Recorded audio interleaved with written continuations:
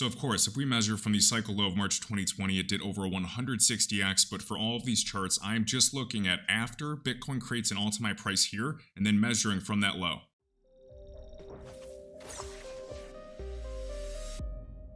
What's up guys, Kevin Cage here with another crypto update. Happy Saturday and hope everyone's doing well. We're going to kick off today's video highlighting Bittensor or TAO really quick.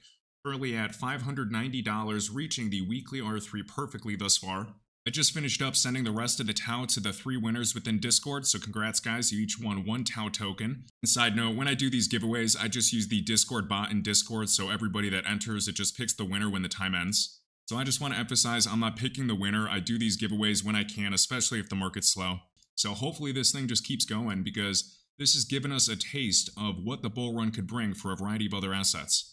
And unfortunately, I don't have a lot of TAO, but I did have a little bit and I'm up like 5-6x. So I got some at like 60 and some in the 90s, so under $100. I would love for this to come back down so I would buy more, but sometimes you just miss big opportunities and I completely passed this up with a big position. And with the small bag I have, I'm just letting this one ride in the Bittensor wallet, just staking. But I want to give full credit to these two gents on Twitter. So Dread Bongo has been covering TAO since the beginning. He was one of the first people I saw cover TAO. Tons of great information, and he found a really good winner thus far. Also, Pointman right here on Twitter, here's his handle, puts out great information. You can see he was buying TAO back in 2022. So full credit to those two gents, and this is why Twitter can be super valuable, because there are people that do amazing research. Now in terms of TAO, I don't really chart it much because we have limited price history. We don't know the potential of TAO.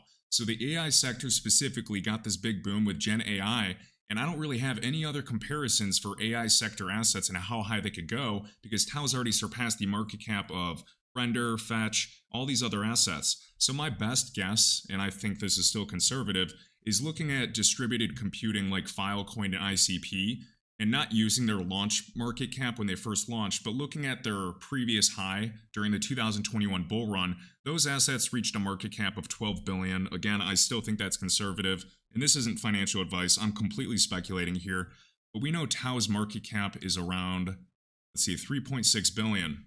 So I know Filecoin and ICP reached a $12 billion market cap looking at that recent high in distributed computing, and that's my best guess, trying to gauge TAO's potential. And keep in mind that the AI sector is still relatively new, getting this big boom with Gen AI, so we don't know if there's going to be projects that reach 30 billion, 50 billion, 100 billion plus in the future, so who knows. So hypothetically, if TAO reached the all-time high market cap that ICP and Filecoin hit last cycle, that would be another like 3.3x give or take from current prices. So in theory, it's absolutely possible for TAO to reach thousands of dollars. And just turning on the fibs, plotting the fibs high to low on the weekly candle bodies, we can see we've smashed through the 8 extension. We have other extensions above, so if this runs or Bitcoin heads to an all-time high price, we could see a lot of upside. And I saw Elon Trades post his TAO call back in the day. I didn't find out about TAO until like out here. Of course, after seeing an asset do a 10x, it's like awesome, you're confident, but beforehand and during this time, you're usually terrified. Because realistically, even in venture capital, 90% of your investments go to zero, and you might have a few that just have huge returns. So great to see some price action for TAO. We don't know the future, and it would be amazing to see this reach its full potential and become the Bitcoin version for decentralized AI. The one thing that caught my attention, and I think it was in 2023, I was watching an old recording of Matt Hamilton, one of the Ripple developers, IBM background, and he was presenting Bittensor in 2022. So right away, that piqued my interest, so I knew it was legitimate. But I think in this cycle specifically, a lot of people are going to be looking at microcaps with that huge potential, that high risk reward in AI, gaming, DePIN, all types of things. And Wi-Fi Map's another one that's on my radar for some of these microcaps with, high risk, high reward, a real Web2 team that's been around for 9 years with their network connected to 4.5 billion hotspots, but you just never know. So I just have a small position in this guy today. I'm hoping that we can hold this level for this backtest. Around these weekly candle bodies around 7 cents. At least they're a real team and they're doxed, but I still need to do a lot more research before I do like some type of, big degen play like I used to do in 2020. And I've also seen Elon Trades cover Wi-Fi Map in the past, and there's a bunch of great threads on Twitter. People have talked about this one for a while, and we don't know how some of these will perform if we get the bull run into all-time highs this year or next year. So we know a lot of us are hoping that Bitcoin creates an all-time high price this year, and just to put that into perspective and look at previous market caps and what that would require. So Bitcoin's all-time high market cap, if it reached that price again, the price would be $65,800. And at this time, the all-time high for the entire crypto asset class was $3 trillion. If Bitcoin reached a $1.5 trillion market cap, that would be $76,000. If it reached a $2 trillion market cap, that would be over $100,000. 2.5 trillion, 127K, 3 trillion, 150K, that would be the entire all-time high of the previous cycle. So right now, I still need to see Bitcoin's monthly RSI pierce through 66.21 and stay above that level, and then I'll get pretty confident. And the reason I want a Bitcoin alt to my price is because this historically gives the alt the highest rate of return. I don't hold a lot of Bitcoin, I am much heavier in alts. So I posted this on Twitter for reference just to go through some low, mid, and high caps at the time to see their performance last cycle when Bitcoin broke into a new all-time high price, taking out the previous cycle high. So this took place in December of 2020. Now since that time, as Bitcoin is breaking into an all-time high price marked with the vertical line, we can see some assets ran sideways for another week or two, and then they eventually took off. So of course, if we measure from the cycle low of March 2020, it did over 160x, but for all of these charts, I am just looking at after Bitcoin creates an all-time high price here, and then measuring from that low. So at this time, Cardano did over a 2,300% increase, or a 24x. In its all-time high market cap, if you go to CoinTrader, went as high as 99 billion. We had several assets like Doge and Solana reach 70, 80, $90 billion market caps too. So this is an example of a mid-cap that became a high-cap asset and reached the top 10. XLM, on the other hand, it only did about a 7x return after Bitcoin broke into an all-time high price. You can see we even crashed a little bit for a few weeks until taking off. Now from its cycle low, it did a 29x, which is solid, and then XRP from here after the SEC lawsuit, of course, this is in the lawsuits, there's other considerations, exchange delistings. From that cycle low at 17 cents, we still did roughly an 11x return. So even these assets with large supplies still returned fairly well. And here we have Ethereum, one of the largest assets in the space. Its all-time market cap was $570 billion, so over $500 billion. Bitcoin broke into new all-time highs, and Ethereum did over an 8x return. Then we had smaller caps like Constellation or DAG. From this low, after Bitcoin broke into a high, it did over a 70x. And DAG was definitely one of my bigger plays last cycle, but it feels like a lifetime ago at this point. We can see HBAR, Bitcoin broke into an all-time high, trended sideways for like 3-4 weeks, crashed, and then took off, doing a 21x return, but at this time the circulating supply was significantly smaller and it's a lot more diluted today. We have XDC, a very small cap at the time. You could say it did well over a 400x from its cycle low, but from the time when Bitcoin broke into an all-time high price, we can see it crashed for a few weeks and then a strong recovery, doing almost a 50x return. And if you look at DAG cycle low on CoinTrader, you can also see all the history, also doing over a 400x.